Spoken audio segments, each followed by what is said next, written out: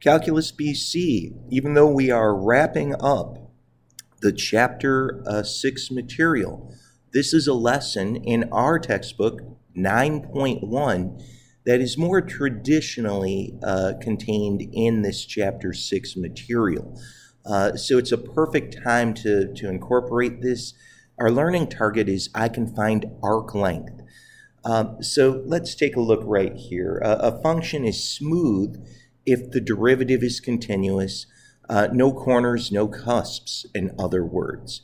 So if a curve is smooth with no corners or no cusps, we can calculate the arc length between 2 points. So between any 2 points, even if there is quite a bit of curvature here, we could find the length of this curve, the arc length. So we're going to do a little bit of a proof right here, honestly. You might wonder, how in the world could we even set this up? So let's say we have a smooth curve.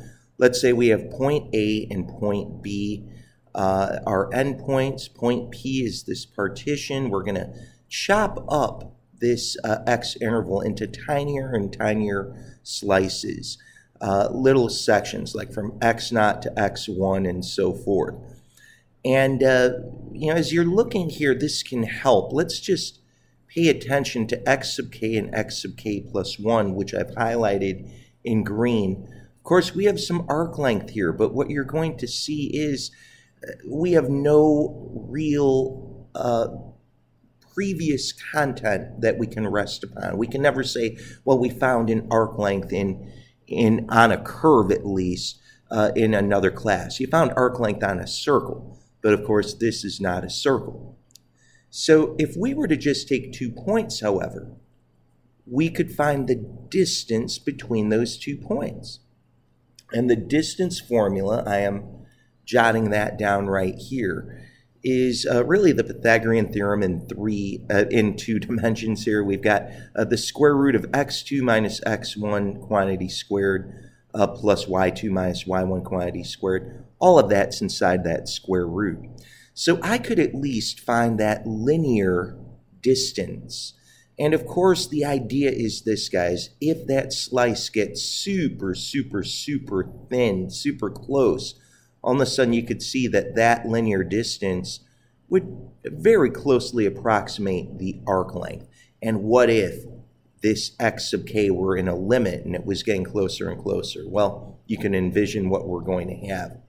Look, if you're going to come with this proof, you can say, well, here's your x1, y1, x2, y2. And if you're just following the distance formula here, you're going to very quickly come up with this nice, simple formula. You've got the square root of xk minus x sub k minus 1 squared plus f of x sub k, that's your y2, minus f of x sub k minus 1 quantity squared.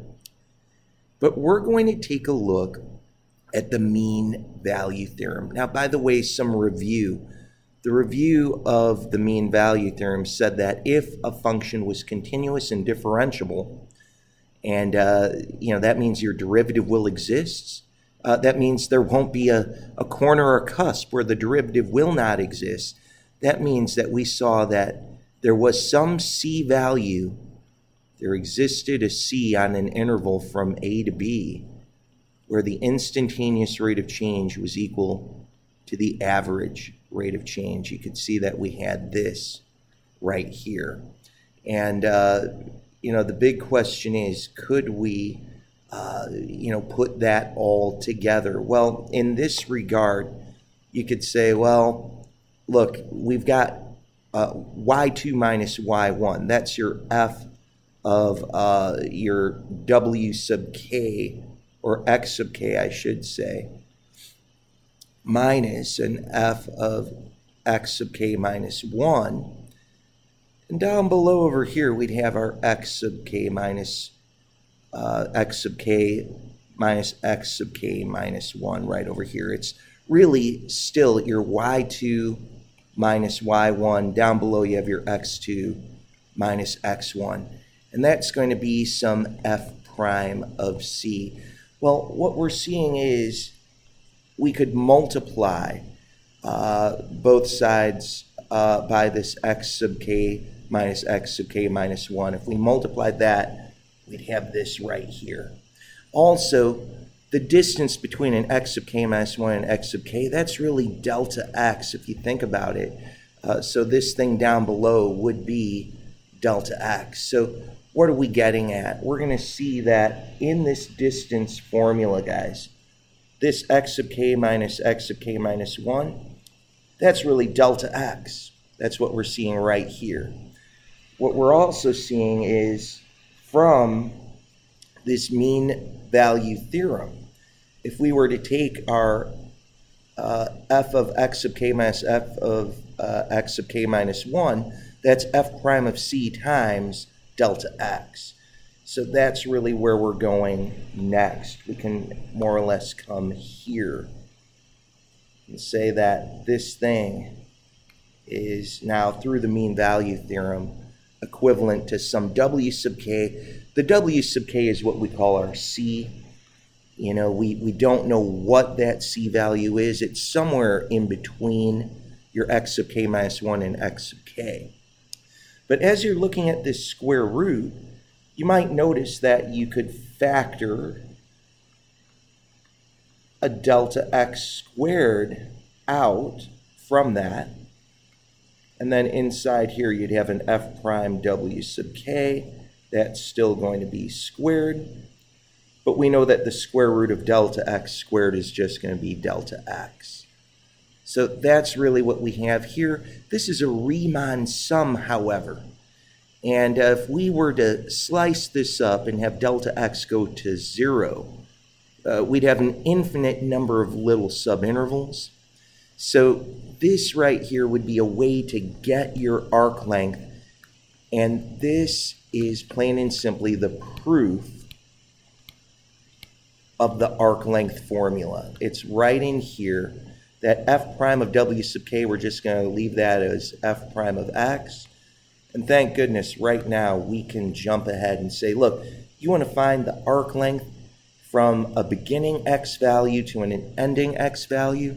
You integrate from a to b. You're going to have the square root of 1 plus f prime of x quantity squared. So let's do that now. Once you get the hang of it, these problems can go super, super fast. Look, f of x, they're telling you, is 2/3 x to the 2/3. So what's f prime of x? F prime of x, I'm going to bring down my 2/3. I'll get 4/9. Then we'll have x, subtract a 1. You'd get x to the negative 1/3. You want to find your arc length, you could call that L. L is, and again, look where I put all those stars. I'm going to integrate from what? X equals 1 to x equals 8. And we're going to say here's your square root of 1 plus, but now we're going to need f prime of x squared. So we'll have 4/9 x to the negative 1/3, and then we're squaring that. And you don't even have to simplify that. You're more than welcome to, of course, but you could just get this typed in exactly as you see it. So let's do that real quickly. We'll say math. We'll get our fn in here. We're going to go from 1 all the way up here to 8. We're going to make a square root appear. We'll say 1 plus, well, now what? We'll say parentheses. And if you want to make an exact fraction show up, be my guest, you can certainly do that. Then we'll say x, can raise that up. I'm not going to have a fraction show up here. I'll just go negative 1 divided by 3. But I'm going to close that parenthesis right here and then hit the square because it's all of that being squared. Then right arrow over here to x.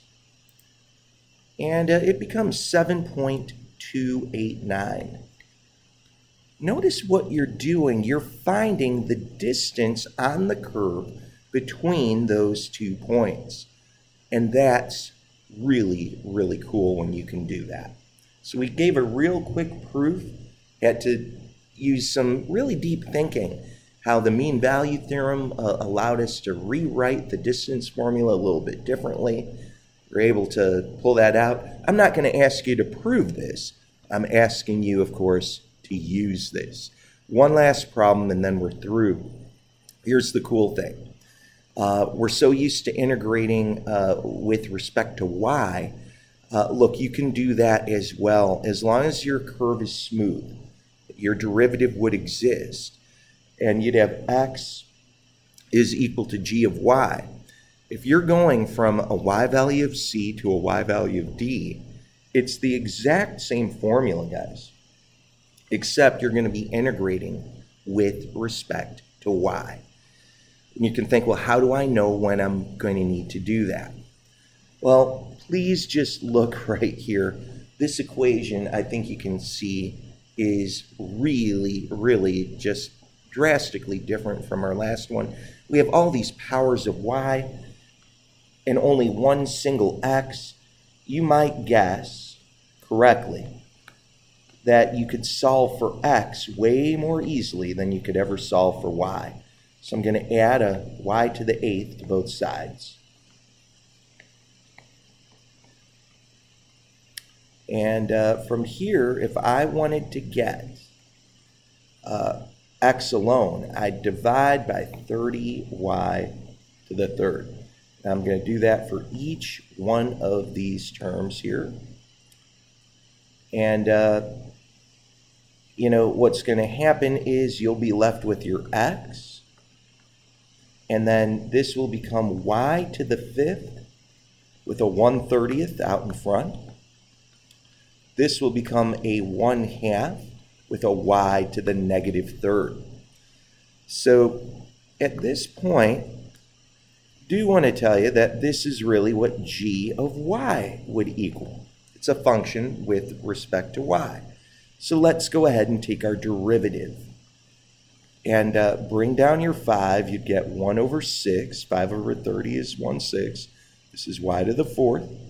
Bring down this -3. You'd get -3 over 2. And then you'd have y to the -4th. Well, what do you think our arc length is going to be? Well, we're going to be integrating with respect to y. So I'll go from 1 to 2. Square root of 1 plus, and then I'm going to have this derivative squared. And don't forget your differential. We want to put dy. So guys, the rest of this problem, we just have to get this thing typed out. Now, again, you could make a y appear, but in all honesty, it's just the same thing to use any variable, including an x. So ironically, I'm going to actually type this out using x as my variable. So we'll say 1 plus, and now it's just going to be a matter of getting this messy thing typed out. We'll say here's your 1 over 6. And I'm going to have x to the 4th. Could have put that in the numerator as well. Say minus, and then we'll say alpha y. Make a 3 over 2 show up. And we'll get x to the -4. Please do remember, this is the critical step. I've seen it happen so many times. A lot of times kids just forget to hit that square. You gotta have your derivative squared. And then it's just a matter of seconds here. 1.470 or 1.471. Both of those are valid answers. So that's it for our lesson. Hopefully you can see that's all you need to do. It's a square root of 1 plus a derivative squared. Write your appropriate bounds. Let the calculator finish it up.